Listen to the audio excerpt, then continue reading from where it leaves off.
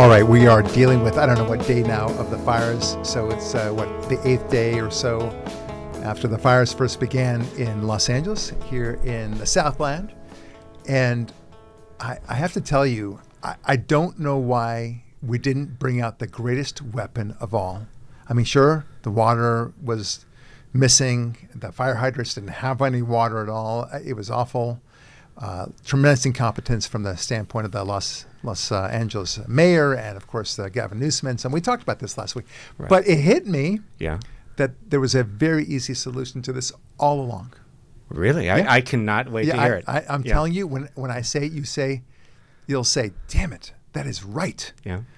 All we needed was Joe Biden to come here to L.A. and put his hand to the fire and say, don't. I mean, doesn't it give you the chills when I say that? Right? That is, I want don't. that. Yeah. Yes. It would work too. Yeah, say it to me. Don't. Oh my God, I got the chills. Woo. Devin, it's good. You really ought to be standing in for Biden. Say it again. Don't. Oh my God. So sexy too. All right. Silliness. It does give me the shivers, I got to tell you. Yeah. All right. So a theme today, because we're on the cusp of Trump being inaugurated. By the way, I'm going to the inauguration. Wait, what? Thank you very much. Thank you. Oh my God, that's awesome. Yes, it pays to know some people. Yeah. But I got these great tickets from a good friend of mine. Anyway, so there's a lot of transition going on right now, and people on Facebook and otherwise social media, you'll see, I guarantee you can look, if you look for it, you'll find it. You'll see people saying, man, it's only 5 days until, this ultimate dread is going to happen. I can't believe it. There was one Facebook post that I saw that said, it is, when Trump was president the first time, I was gnashing my teeth all the time. I lost 2 of my teeth in the process during those 4 years. I was so stressed out. And it took me a year into the Biden administration before I could relax. Yeah. And now that he's coming again in second term, I'm feeling my mouth clenching all over again, and I'm afraid I'm going to lose my teeth, all of my teeth, right? Yeah. To which I replied, oh, you poor thing. Have you tried growing up? I thought it was a good response. Yeah. Anyway, but the reason why I bring it up is not because of my, I think good comeback, but more because of the inability of these people to see that you win some and you lose some. In their sense, a democracy is only when they win. Right. That's the only way that's legitimate. Yeah. And so you push on them and you say, please explain to me how you think that it's okay only when you guys win, and not when the other side wins. The other side is evil every single time. Is that the way it works? Yeah. So I just kind of have to push back on that. Look, it leads me to the theme that the best way to describe how most Democrats affiliate with the Democrat Party is not based on ideas. It's not even based on positions. It's based on a relationship. Right. Okay. They have a romantic relationship with the Democrats. Yeah. Or the liberalism, if you like. That is their way of connecting. That's their affiliation. If you see it that way, you can really understand why your crazy brother-in-law, your crazy sister, crazy mom or dad, whatever, a crazy friend has this sort of irrational connection to the Democrat Party. They are unable to articulate why they support the Democrats. Unable. Yeah. And I really mean this. It's like a romantic relationship. And like all relationships, you might eventually get fed up with it. Yeah. Right? Because you see all the abuse he's giving you. He's hitting you. He's cheating on you. He's lying to you. He gets drunk on you. He doesn't provide for you, and so on. Yeah. Right? At some point, you see all these abused women, mostly women, I have to say, but you see them and they say, I had enough. Yeah. I escaped, and I can't believe I was with him all this time. Yeah. Right? Isn't it exactly the same thing? Right? I mean, at some point, you have to leave him. Right. So, and it depends on a tipping point, right? I mean, sometimes he beats you so badly that you're unconscious, and then you suddenly realize, okay, That was it? Yeah. Okay. In a sense, he made the decision for you. Right. Yeah, have you heard, as you've heard me say, come to a decision or a decision will come to you, right? Yeah. Yeah. So I think the fires may have been the tipping point for a lot of people. How do you like that? I think 100%. Yeah. When you think you have at least it's one of those things where you find out like, oh yeah, my husband had 2 other wives and 2 other families. It's like, oh, he doesn't care about you at all, sweetie. Yeah. He doesn't care. You can burn, everything can burn and be destroyed, and he does not care. It's a little bit like the inertia. I mean, you're talking about inertia because Yeah. a lot of times people will stay in a relationship because they don't know anything else. Right. Or they're afraid of the change Yeah. to another person. And the fires are a good example of this because I think a lot of people in the Palisades especially, the Palisades essentially doesn't exist anymore. Oh, God. Yeah. It's a huge area. I mean, it's a huge town. It's all gone. Yeah. So I think that's a big problem. And what happened is at any one point, there were people like you and me Yeah. who thought, I really don't like California, but, I like my house. I like my community. I like my kids' schools. I get along with everyone, and the weather's great. Right. So, there was nothing pushing them. But it was getting worse and worse. Now, sadly, tragically, and I'm not wishing this upon anybody, they've lost their entire house. Not only just that house, but their schools too. The schools were also burned to the ground. They lost their neighborhood. Yeah. They don't even have the mailman anymore that they were friendly with. I mean, everybody and everything that they had that connected them to their sense of community is gone. Yeah. So I'm telling you that a lot of people will leave, not just, will never come back to the Palisades. Right. I mean, what's there to wait for? It'll take at least 5 years before you'll see a semblance of a community, Yeah. at least. Yeah. And they will think to themselves, well, look, if I'm getting out of here, then I might as well get out of here. I might as well leave to a different state. I'm free, so to speak. Wait, some people would want to pay less taxes and I know actually it sounds get more... preposterous. Most people like to pay more taxes, but there are some people who like to pay less in the way of taxes. I want gasoline to be $6 a gallon. I know, but you are the norm. I get it, okay? But there are some crazy people out there that want to pay less. That is I know. wild. You just there are people outside of California who believe, a whole bunch of them who think like that. Yeah. Crazy And it's crazy such people. And one thing I think that's that you really hearkened on, because one of the images that keeps on coming to my mind is how much I love Pacific Palisades High School. There's just something beautiful about it. It was beautiful. And like the road up to it, and it destroyed the communities. Yeah. Your next door neighbor, the person across from you, like there really is community in LA. And that destroyed an entire community. It was a huge community, and people don't realize how big the Palisades are. There's, I mean, I don't know how many square miles it is, but it is very, very big. It's vast. And there's still threats to extend even further east of the Palisades. But for now, the entire Palisades is gone. Yeah. And anyway, back to the relationship aspect of it, it finally dawned on me that you are telling your Democrat friends, your super liberal friends, that they should be breaking up with this very abusive girlfriend or boyfriend. Yeah. That's what you're doing. And they say, no, he's fine. I like him. You don't know him like I do. He's great. If only you knew him. Yeah. You're stupid. You're the fool, right? I mean, have you heard this? Yeah. It explains everything. Yeah. In the way that they respond to you as a Republican. Yeah. And why they are it's more that they're defensive about liberalism and the Democrat Party. More about that than anything else. Think of it as another way, like a typical, you know what, this is so exactly on all fours. Yeah. So you hear these stories about the guy that goes and now has a girlfriend. She belongs to a cult. Yeah. And it could be vice versa, of course. And the girlfriend tells the guy, I want you to abandon your family. Oh, yeah. Just, they're evil to you. Yeah. And they convince you that your family, your own parents have been evil to you. Yeah.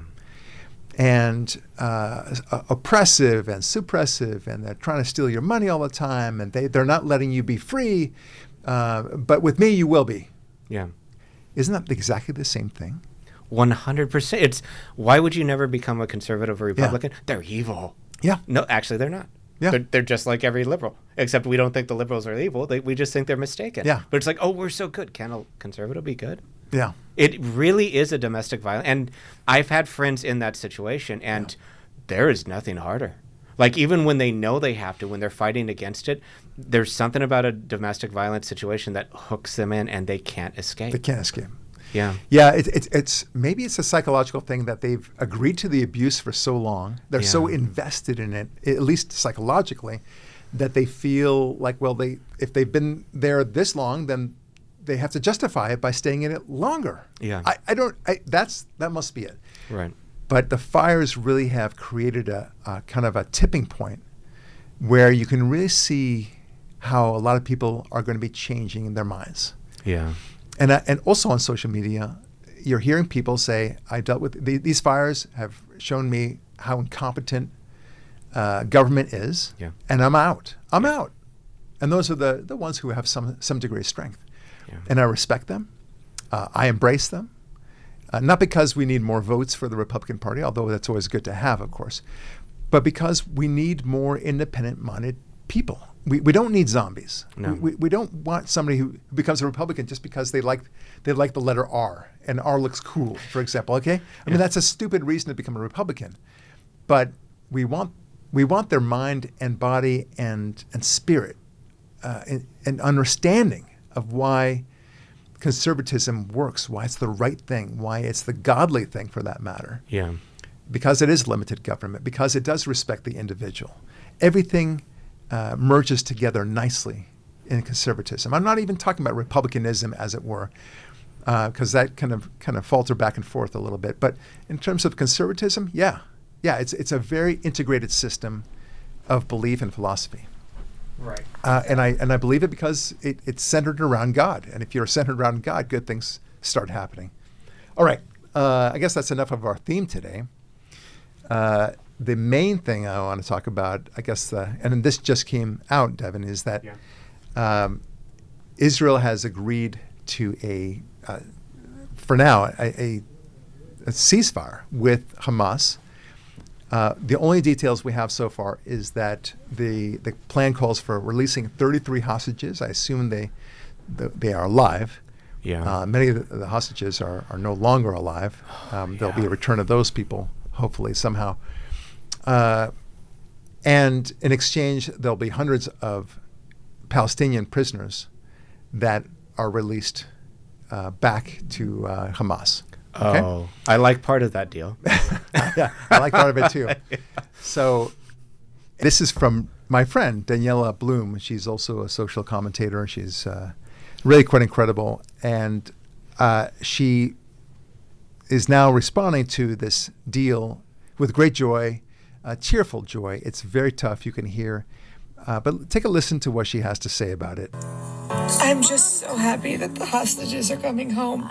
I know it's not a perfect deal, but the Bebas family will be coming home, and so many others who've been gone way too long. You have to understand what makes Israel so different. We are a family. We are a family. It doesn't matter where we are in the world as Jews. We value life, and these hostages coming home, they might as well be our direct family. I can't wait to see the reunions. Long overdue. Am Yisrael Chai. Okay, so she's right about her feelings. There's no doubt about that. And I know Daniela. She's a lovely lady, conservative lady too, by the way. Very, very super conservative. I think that, and it seems to me that she might actually know one of the families that for whom there was a hostage taken. But at the same time, I don't know that I like the terms of this. If it's hundreds and hundreds of Palestinian prisoners who are released to Hamas, then aren't we just getting back to the same position we were previously when we released 1,026 prisoners for one man, Gilad Shalit, right? And it's I mean, won't we have the same fire, so to speak? Yeah. I mean, we just had the fire right now, right? And that fire was so incredible. You don't tell the firefighters, hey, you know what? Just put out 90% of the fire. We'll be cool with. Just leave the 10%. Okay, you're not negotiating with the fire, right? The idea is to put out all the fire. Right. But what happens in that situation? Well, okay, you leave 10% burning, it's going to burn again. Yeah. And it's going to spread again. Now, it's not the perfect example because, but the Palisades is all gone. There's nothing left to burn. Right. Period. So, but imagine if brush could grow right away, then wouldn't it right away grow again? Right. I mean, 100%. Yeah. So that's the way I feel, because that is an analogy. That to make the analogy perfect, that's what is happening in the Middle East. You let these guys go again, then there will be another October 7. And worse than that, they will think it's a victory of some kind. We showed that we resisted, and now we got our men back. No matter how, even if they only got one man back, one terrorist back, they would declare victory. And do you remember the clip we played, I think, in this show where there's a journalist criticizing Israel for not doing a one-to-one relationship because it's obviously valuing Israeli citizens over the other captives? Right. And it's like, well, why not? And he's like, I would love to do that. Let's do that. We can't negotiate that. Of course. It was. Of course we'd like so that. not only that, but Israel's going to get criticized for this. For agreeing to a far more disproportionate amount of Palestinian prisoners for each one of the hostages that they released back. Oh, that's hysterical.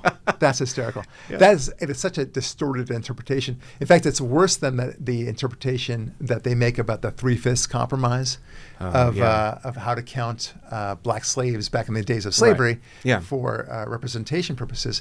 And they're outraged because a black is only 3/5 of a person. It only goes to show you how they dehumanize black people. No, it wasn't that. It was actually a good thing in the sense that they were trying to limit the South's power. Right. Because if you gave them full representation, that each slave was also counted in the census, then they would have that much more representation in Congress by the South, and we would be voted out. I mean, this was a way to dilute their power. Right. Yeah. Same thing with what you just said. Okay, I think I'm getting agitated here. Anyway, so I think, look, I love Daniela. She's fantastic. I see a lot of emotions there. I would be so super happy, but especially if I was a family member whom I understood would have a son or a daughter coming home, I'd be euphoric. I mean, it would, but you can't make the decisions based upon that. You just can't. Yeah. Look, and we made this example before on a podcast, I don't know, a few months ago, where you always go to the extreme to make your point. So let's say it was only one hostage, like Gilad Shalit. Yeah. And you came to him as the Israeli government and said, hey, they're happy to return Gilad Shalit to you, but in exchange they want half of Israel's land. Okay? Yeah. Even Gilad Shalit's parents would say, okay, that's ridiculous. Even they would understand it. I mean, it's not reasonable for them to expect all of Israel to compromise half of its land in exchange for their one son. Right. Okay? You have to be able to step back. Otherwise, if that were the case, that it all depends on the same level as the parents whose son has been kidnapped. If that's the level of how we decide, then we'd always give everything every time there's a demand of any kind. Yeah. 100% of it. We don't live in that society. We can't live in that society. For example, if somebody did something awful to my daughter and I caught him, I think I would like to tear him to pieces. Yeah. Right? I would like to, I would start off by, stabbing him in a way that he would still live and I would still torture him. That's what I would do. Okay? Right. But we don't live in this society. No. Okay? We understand that third parties who are neutral have to weigh the evidence and decide whether he's guilty or not. That's the way we work. And not only that, if he is guilty, how we sentence him. Yeah.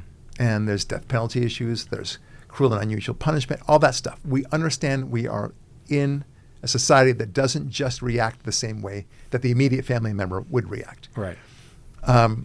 And that's what I'm concerned about. it's nice. Danielle's right. Israel is a family. Yeah. And I say this as an Israeli who lives abroad. I live in what we call the diaspora. It means anything outside of Israel is the diaspora. And in Israel we say ba'aretz, which means in the country. Right. And then we say b'chutz ha'aretz, which means outside of the country. Okay. So that's how we divide the world. Yeah. It's like, where is it? Ba'aretz? In the country? No, it's b'chutz ha'aretz. Yeah. It's very funny. But we feel so tightly connected to every Israeli. We don't know their names. Yeah. We don't. But the death of each one of these hostages and each one of the people who were slaughtered on October 7, it's as if it was our own children. That's how we feel about it. Of course. Okay, so I totally understand that from Danielle's point of view. I feel the same way. Yeah. But we have to think rationally. We have to think about the long-term consequences of giving it all away. Yeah. And if we give it all away, whatever giving it all away means, I think, for example, giving more than 100 Palestinian terrorists in exchange for the 33 we're just talking about is obscene. Yeah. Because any one of them can create another October 7. And for all the reasons we talked about, it's going to be another. If Hamas survives, that's bad news. Right. In any way. So, unfortunately, I think we have to take a neutral approach to this. We have to kind of an objective point of view, a sang-froid approach to this, where we decide that for the long-term benefit of Israel as a nation, and so that this doesn't likely happen again. Yeah. We cannot do it. They can't play this playbook where, let's grab as many hostages as we have, and now we get more of what we want. I think two things should come out of this. One, it would be nice. I mean, I wouldn't mind this so much if it was hundreds of Palestinian prisoners, if somehow there were location devices. If we microchip them. We LoJack them. LoJack them, and they don't even know that they've been LoJacked. Yeah. Okay? I mean, somehow in their sleep, we managed to put a chip in there in different locations of these bodies, and they don't even know that they're being tracked. Yeah. That would be cool. Second, and before you say, what about civil rights? Hey, you know what? F that. Yeah. Okay? I mean, these people are murderers. Okay? Yeah. So I'm not so worried. If they don't even know that they're being microchipped, it's probably not so bad. Okay? Right. So they've, in my opinion, forfeited the rights to complain about this crap. Right. So that's one issue. The other issue is, what was I going to say? Was it microchipping? I got to pause again. Oh, yeah. Tell. All I'm doing is taking pictures of the timing, and then we know exactly what it is. So we're good. Yeah. Give them mushrooms and make them like Jewish. Yeah, it's very funny. Oh, yeah. The other idea, and this is not my idea, I wish I had thought of it, is maybe Israel has thought about it, maybe it's not, but what if we were to say for every week that you keep the hostages, we take X amount of acres, or in the metric system, hectares, of land of Gaza, and we just annex it as part of Israel. Yeah. Sorry, you forfeited it, and we're not giving it back.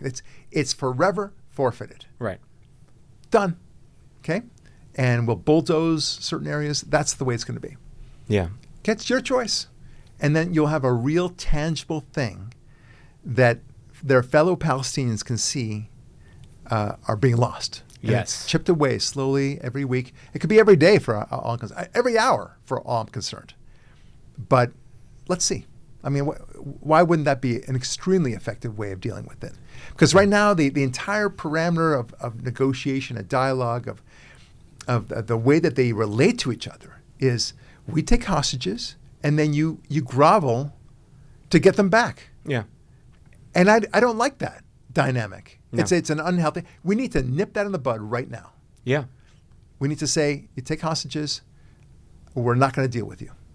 I think that's great. And what if I add one thing to it? Okay, 10 years, no violence, you get a hectare back.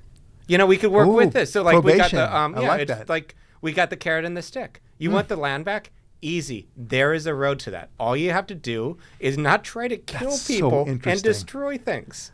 Oh my You God, know, that's but then if you hysterical. do try to kill people and destroy things, then we'll take it back from you. Yes. It's a pretty, It's basic, primal, and anybody would understand that. Hey, guys, let's not do anything so we get, whatever a hectare is, like a couple thousand hectare. Yeah. A kilometer of hectares or whatever like that. Hectares. Whatever they call it. Yeah. I like that. Yeah. I like that. Anyway, so let's go back to the fires now, because so much has flowed from the devastation of the fires.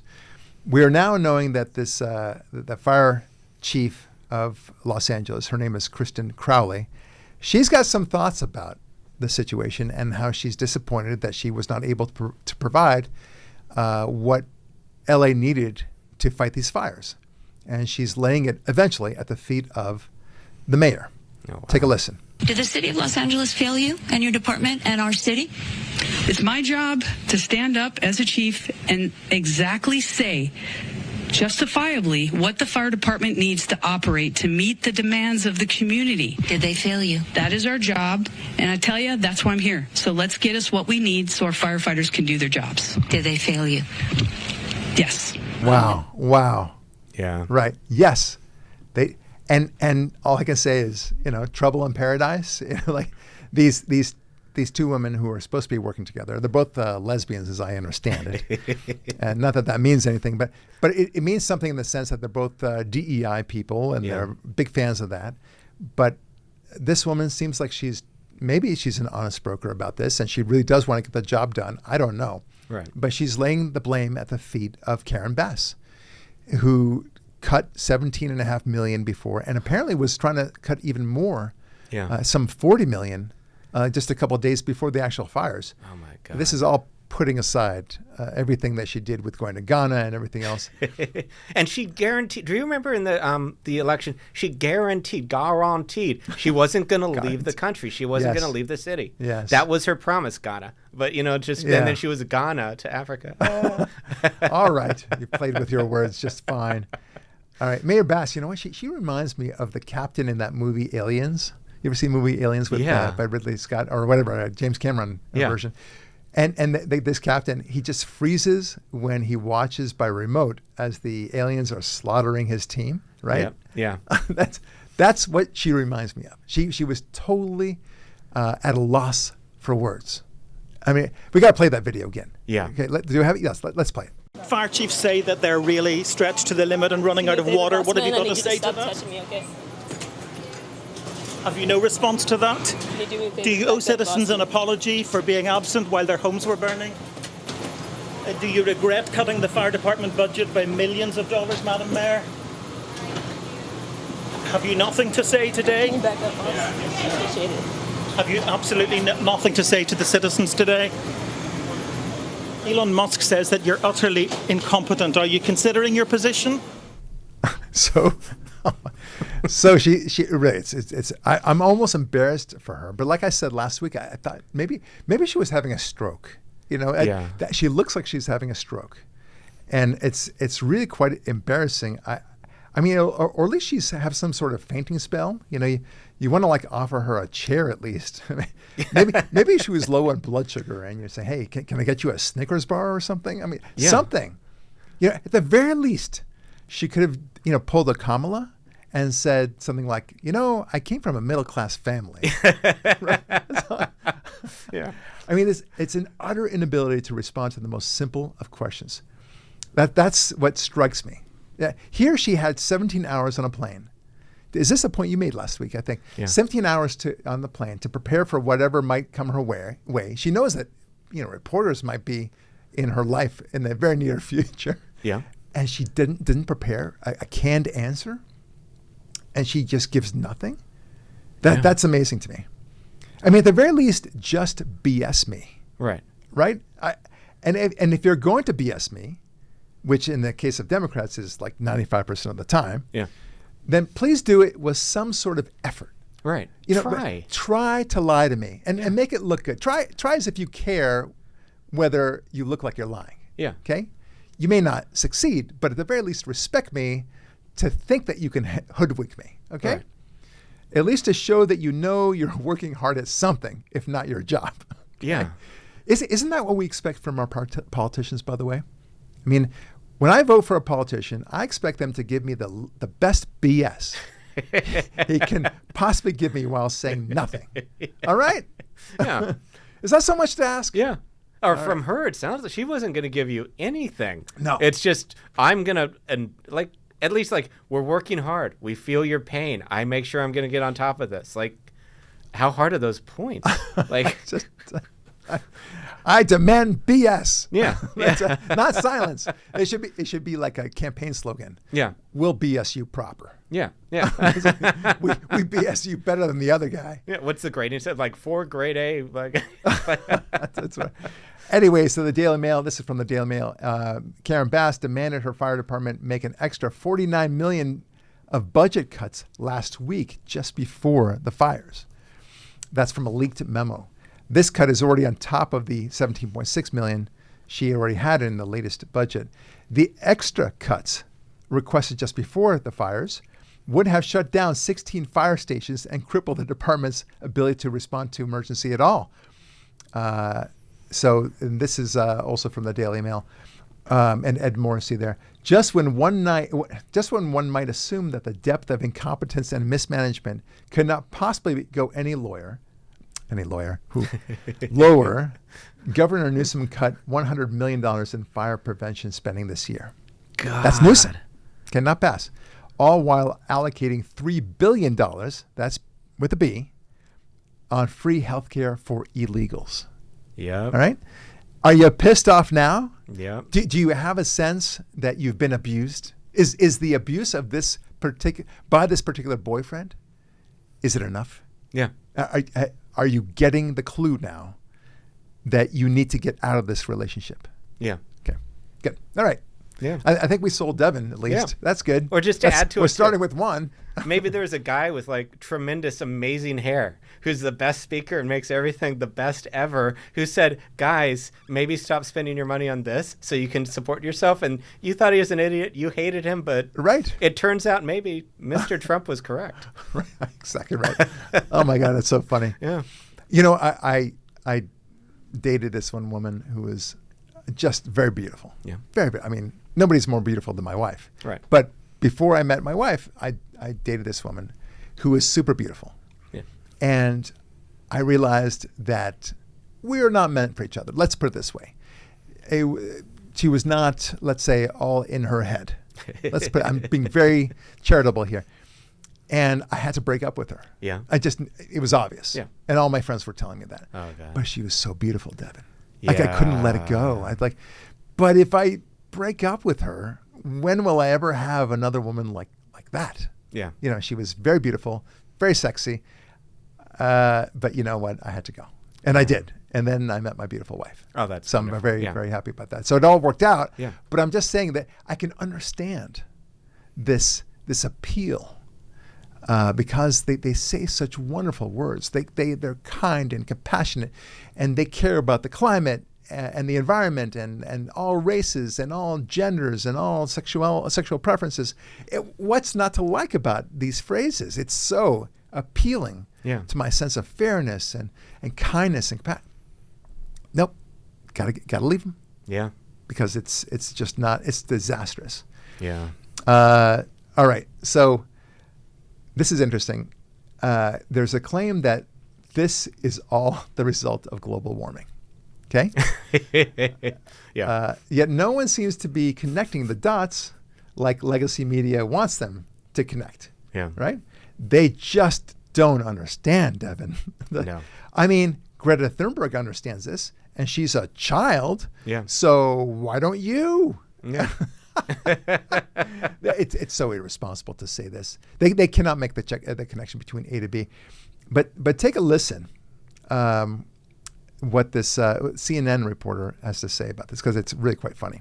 I don't think Americans are making this connection. And the way we can see this in right here and now, take a look at the monthly change in Google searches. Look at the searches for wildfire, up 2,400%. My goodness gracious. This is the most amount of people searching for wildfires ever, going back since Google Trends began back in 2004. But look at climate change. Look at the change. It doesn't go hand in hand with wildfires. It's actually down. It's down 9%. And I also looked in California. There has been no increase in the number of searches for climate change. So the bottom line is this. Americans are definitely interested in learning about these wildfires. They're interested in following the news about the wildfires, but they are not making that connection with climate change. That's the bottom line here, That's Mr. a Berman. really key metric you're looking at there, the connection. Overall, Americans being worried about climate change, what have we seen over time? Yeah, you know, we have seen a lot of extreme weather events over the last few decades, right? Hurricanes, heat waves, wildfires. You might expect that Americans worry about climate change would climb. Climate change, worry a lot. You go back to 1991, it was 35%. Now, it was a little bit higher in 2007, a little bit higher in 2022. But look at this. In 2023, the last time we have data, 39%. That is not statistically significantly different from this 35% back in 1991. So despite all these extreme weather events, Americans are really no more worried about climate change than they were, what is that, now nearly 35 years ago? I mean, there's just no real trend line here, Mr. Berman. So the question is why? Why? Why are they not really worried a lot about climate change? It might be because they feel like there's not a whole heck of a lot they can do. So climate change, humans contribute a great deal. Again, there's no real trend line here over the last few years. 2019, 49%, 2020, 49%, 2023, 46%, 2024, 45%. That's actually down 4 points from where we were back in 2019. And so less than a majority of Americans believe that humans contribute a great deal to climate change. So the bottom line is that is a big reason why they don't worry a lot. They just don't feel like they can do anything about it. So the trend line is going down, even as scientists say that the intensity of these storms and these conditions are getting worse. Even as the extreme weather goes up, humans are not exactly as worried about climate change as they necessarily once were. Okay. So they're not making the connection because there is no connection. Right. And they're talking as though this is so obvious. They can't see how A leads to B. Yeah. This from the same party, the same ideology. They can't figure out that higher taxes leads to worse economies. Right. This for the same party, they can't figure out that you raise minimum wage to ridiculous levels, it's going to cause businesses to collapse. Right. This from the same party, they can't figure out that if you put men in women's sports, that women are going to stop playing. Right. And that they're going to get injured and they're going to feel uncomfortable and it's going to lead to disarray. Yeah. This from the same party. I mean, you see where I'm going with this, Yeah, right? yeah. They can't figure out the connection. That's their word, not mine. The connection between incredible regulations and businesses not being able to succeed. Right. They expect us to see the connection between wildfires and climate change and wildfires? Really? There ain't none. And nowhere do they say, I mean, you keep on hearing these people talking about climate change and they say, well, gosh, it's just the driest on record. Therefore, it must be man-made. What did you make that leap? Yeah. Yeah. Please explain this. Okay? Don't just say it's climate change. You need to show me. And you need to show me that man is predominantly responsible for this. Not just 1%, 2%. Right. Okay. Yes, climate's changing. I will say that. Climate is changing all the time. And I know you libs don't like to hear that because you think that's our talking point. But it's a valid talking point. Right. What is the perfect temperature? What is the perfect climate? Whatever that means. Is that supposed to stay static for all eternity? Like, you know, we acknowledge that climate has changed up and down for thousands of years, for millions of years. But somehow we've reached a plateau and now it's just going to be the same for forever? Yeah. So any change at all is because of us? How do you determine that is us, as our doing? Right. And he's saying it's so obvious. These people, they're not interested in climate change. They're only interested in the wildfires. It's a real head scratcher for them. Devin, why can't you see it? Or the lack of specificity, too. Like, I remember when I realized it wasn't carbon monoxide, but carbon dioxide, that which we breathe out and plants breathe in, that they had a problem with. But they're never specific. Is it the levels of carbon monoxide, carbon dioxide, levels of lead, levels of fluoride in our water? What specifically is causing this horrible climate change? Yeah. Like, could you get a little bit, is it nitrogen? Like, what really is your problem? So then we can work on that. But if it's a general thing, there's nothing to work on because there's no actual, real thing. Ah, you're right. Look, another thing, I just remember two other connections that they're not making. One is, let's see, can you make the connection between pulling all the money for the police and making it not a crime to steal under $950 from any store, and the increase in crime? You can't see that connection. It's funny. Yeah. The idea that you and speaking about Karen Bass and that stupid fire department, you can't see the connection that DEI leads to this. They only focus on DEI and not merit. It's going to lead to terrible things. That's what happens. Yeah.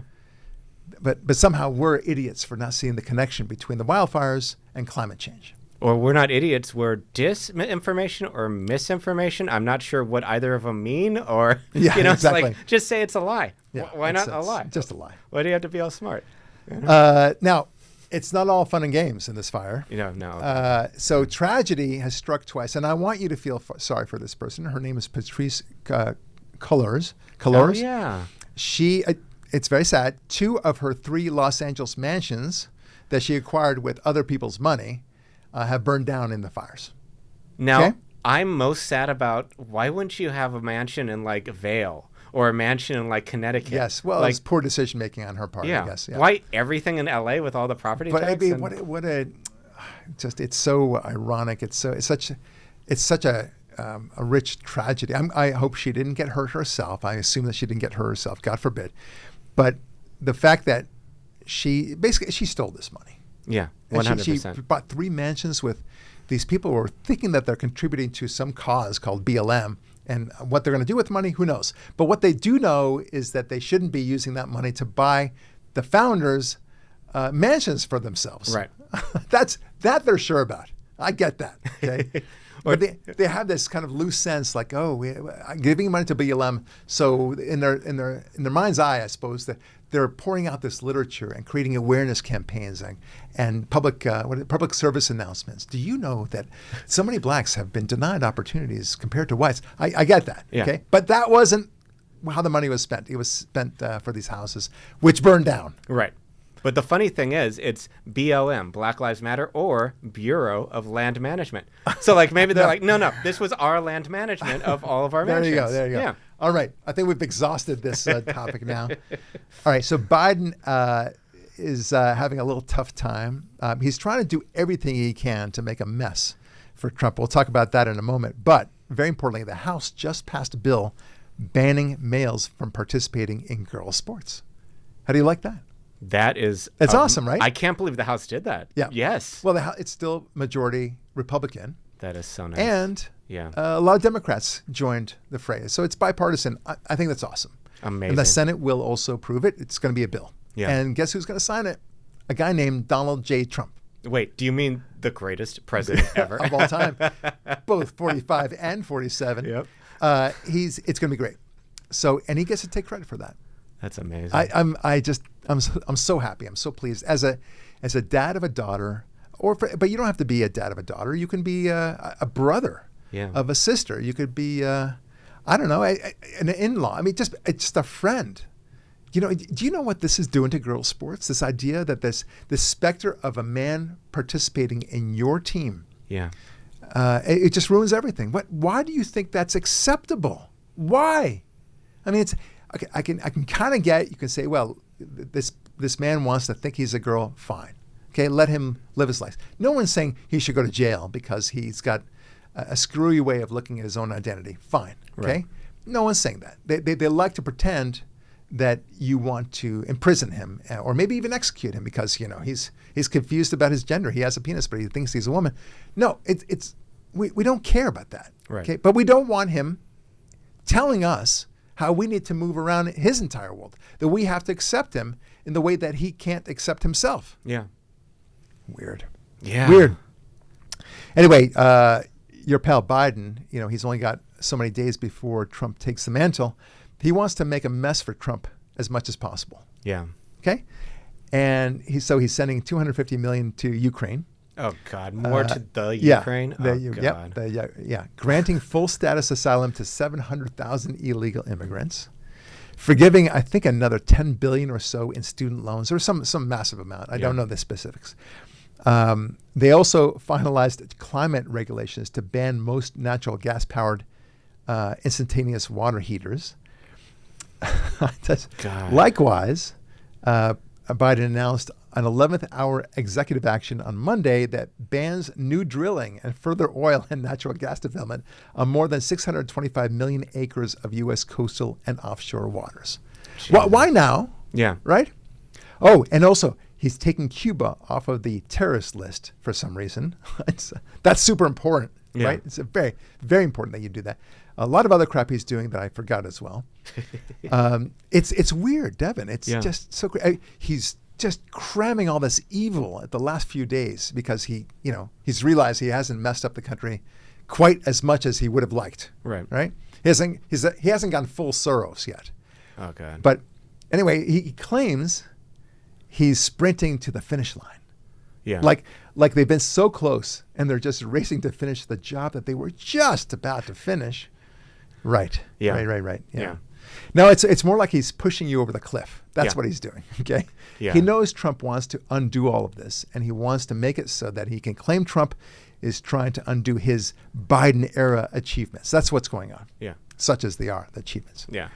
You know what he's like? He's like the tenant who's finally been evicted from his apartment, and now he's taking a sledgehammer to the walls and relieving himself in every one of the rooms of the apartment just to stick it to the landlord. Right? Yeah, just turning up the water, plugging it up, and just like, okay, I'm just going to flood it and destroy the foundation. Yeah, exactly. Good luck. Yeah. Leaving a mess. That's exactly what he's doing. Yeah.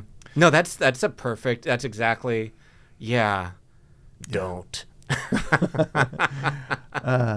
By the way, only two of the this is a separate thing. He wanted to help transgender people in every way. Never mind those people who are not transgender. Those rights don't matter at all. Right. Only 2 Democrats voted in defense of women. Only 2 really Democrats voted. That's only 2. Wow. During his 60 Minutes interview, let's see. No, I think I'll skip to a different point. But Biden wasn't all that bad in the end. He did get that bill passed, making the bald eagle the official state bird. It wasn't already? That's very important, Devin, because up to this moment in time, the bald eagle is only the unofficial state bird. Okay, that definitely was an oversight. That's terrible. Yeah. This is a wrong that needed to be righted. Yep. And damn it, Biden deserves full credit for this. Yeah. And it wipes away everything bad he's ever done. The 100%. Ukraine, yeah. No problem. Afghanistan, wiped away. What happened to Israel on October 7th and thereafter, and its failure to support Israel, wiped out. Yeah. Because now, damn it, the bald eagle is the official bird of the United States of America. Yeah. None of this unofficial crap. Yeah, it's like unofficial, and they called me bald. What's going on with this? Like, come on, can I at least be official and make an issue with my hairline? Yes. You up? And it was a campaign promise. Was that actually a campaign? No, it wasn't. Was it? You absolutely got me on that. Can you imagine? I mean, this is the same guy. I wouldn't be surprised had he done so. He didn't. Yeah. He didn't make that. But had he done so, can you imagine? And I think it's high time. And with all the inflation and everything else going on, he says the main issue of the day is making the bald eagle the official bird of the United States. and he's expecting everyone to clap in this empty symposium of his. I just think it's very funny. Yeah. This is the same guy who was complaining about shrinkflation. Remember this? Yeah. He thought that was going to somehow have legs. Yeah. That, can you believe it? You get a bag of Doritos. There are fewer Doritos in there. Yeah. Yeah. Okay, Grandpa Simpson. Yeah. You got it. Now go back home. They do post the weight in like metric and real weight measures. Of course. It's like it's not a surprise. It's a conspiracy. Yeah, conspiracy. Don't. Don't. Exactly right. Don't. So, let's see. There's a very funny thing. Okay, let's go to now that Biden is giving away pardons right and left, Michael Cohen begs for a pardon because Biden gave a pardon to Hunter. Right. Now, so you got to check this one out. Regarding the pardon, yeah, I put in the application for a presidential pardon because I believe that Joe Biden has the same responsibility to me that he had to his own son. And I would expect that the same exact pardon that he gave his son has to go to me and to anybody else that's on that enemies list, whether they want it or not. Because I assure you, solitary confinement where I did 51 days sucks. Okay, so that's pretty stupid. Yeah. To give the same pardon as he did to his own son. You're not his son. You understand that. I mean, look, even I understand that Biden would be more inclined to give a pardon to his own son, who's a criminal and a drug addict and all those things, than he would to some random other person, let alone somebody who used to be supportive of Trump. Yeah. But the optics wouldn't look good at all. Michael Cohen is a narcissist through and through. He really wanted to get Trump. Everything backfired to him. He looks like a schmuck. He is a schmuck. And now he's proven himself to be the narcissist. And he will go the way of, I was going to say Benedict Arnold, but Benedict Arnold, at the very least, had military decorations, actually was a man of substance. He was a traitor. It's a bad guy. I think Michael Cohen is not only a traitor, but also an opportunist. Yeah. See, Benedict Arnold, bad as he was, he thought he was doing right for the world, that the American Revolution was somehow skewed and wrong-headed or whatever, and Britain was really the right one. And he suddenly got religion. That he was wrong. Yeah. But what I'm saying is it wasn't narcissistic. No. This guy is both a traitor and a narcissist and a nobody. Yeah. Wow. I mean, he will be never remembered to the extent that he is. He'll become a joke. Yeah. He's really an embarrassment for everyone concerned. Nobody wants to touch him. And I think that's right, that he's a nobody. And I think the best case scenario is Trump, and I think he will. Just ignores him. Yeah. Because he was going like all last year, he's like, I'm going to be prosecuted. What if he doesn't? It's like, J.D. Vance's terms. He's like, oh, he's going to prosecute me now. Like, that's just, okay. Yeah. Believe that, bro. No one cares about you. You remember things have really changed since Biden has first come in as president. Yeah. Remember how much white supremacy was the greatest threat of our time? Yeah, yeah. And you remember all those protests in favor of white supremacists, and they were beating up blacks on the street and everything else, and it was terrible. Yeah. But by the end of his presidency, you really saw no more of that. It was the end. I mean, he really succeeded in stopping white supremacy and all those gangs. Yeah. What's that you say? There was no evidence of that. There was no film footage of that whatsoever. Don't worry. Yeah. It was all underground. Yeah. Well, we got the bad guys. Yeah. But you would think that if we got the bad guys, we'd have some film footage of getting the bad guys. Right. And have mugshots, for example. And then they are getting beaten up in jail because they're white supremacists and all that stuff that you would expect. Yeah. But for some reason, it's not there. I just don't understand it. Yeah. It's a little bit like the connection between climate change and these firestorms. Yeah. It's so absurd. These imaginations, these things that the Democrats have been telling you, and how could you take the Democrats seriously? If you're a Democrat, how could you take the Democrats seriously when they looked at the camera and said with a straight face, and the FBI supporting it, that there's no greater threat in America than white supremacy. Yeah. Bigger than ISIS, bigger than Muslim Brotherhood, bigger than any of those things. White supremacy. Yeah. Okay? And you didn't see anybody. Nobody. But it's the ultimate bugaboo, isn't it? Just like climate change, you can always blame everything on climate change. Yeah. It's always that you can always go to that well and find something to help you, explain something. Anything bad happens, it's climate change. Yeah. Everyone jokes around about it. You got a cold, it's climate change. You got a toenail fungus, it's climate change, and so on. But I mean, it deserves that repeated banter and laughter because it is such a joke. Right. They never connected A to B on that. Yeah. Let's see. Biden also wants to impose net neutrality regulations. And continue it, but it went all beyond its authority. That's a U.S. appeals court had ruled on January 2nd. Yeah. So they're really pushing. They're racing to destroy America as much as possible. They claim that they're helping America, but what they're doing is they're putting it all in the bag for Trump to deal with. And then when he undoes it, they'll say, look how he undid this important civil right or whatever it might be. Yeah. Bunch of jokes. And they know the will of the people is for Trump and what his agenda is. So they're saying, okay, during this time since that was spoken, let's do everything to undercut and go against what everyone just said they wanted. Yeah. It's really just, I'm going to say it, selfish. What? Yeah, it's selfish. I think That's you used the S word there, my friends, and I don't know. We might need to edit this out of the podcast. Yeah. Okay. There he goes. No. So Judge Merchan sentenced Trump on January 10, and ultimately he said this is going to be unconditional discharge. Right. Meaning that nothing going to happen, no sentencing in terms of, the sentence was no jail time, no penalty, no monetary payment, nothing like that. Right. Which leads you to think, like, what was this all about? Yeah. So Merchan has to say, well, because he's going to be the president, my hands are tied. Right. So he wants you to know that, he would have been put into prison had he not been elected. And I believe they would have, they would totally have gone for that. Right. And they would love to have shown that, and tarred and feathered him and paraded him around the town quarter, town streets. But they didn't get to do that. No.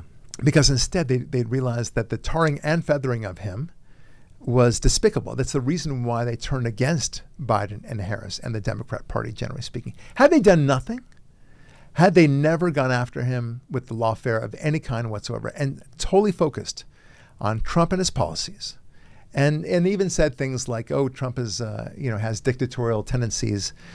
He really wants to destroy abortion rights and all that stuff." Okay, we could play that game, but they would have had a better shot, ironically. Yeah. But instead, in trying to decapitate him, they were decapitating themselves. Yeah, 100%. Okay, irony. Yeah. There's a lot of that use of words, but that's the way it is. Yeah. Check this out when Chuck Schumer, Senator, the minority leader of the Senate, says that the appointments are all being rushed. What does he have to hide, right? Let's play that clip. The American people have a right to know if President-elect Trump's cabinet nominees are going to fight for them. Will they lower people's costs? Will they be loyal to the country and the Constitution?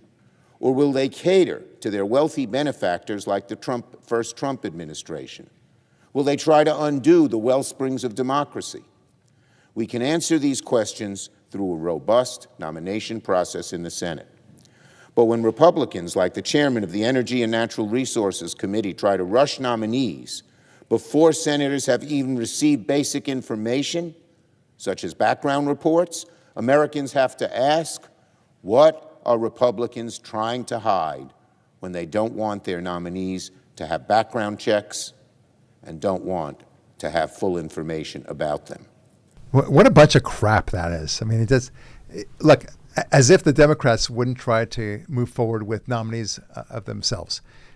Look, there's supposed to be advice and consent. Yeah. And there has been a background check. He's put up these names a long time ago.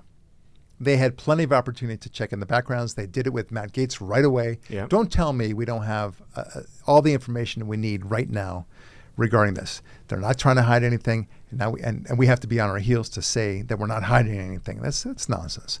Yeah. This is and it's really rich, isn't it? This is the party which hid the Hunter Biden laptop. Yeah. Right?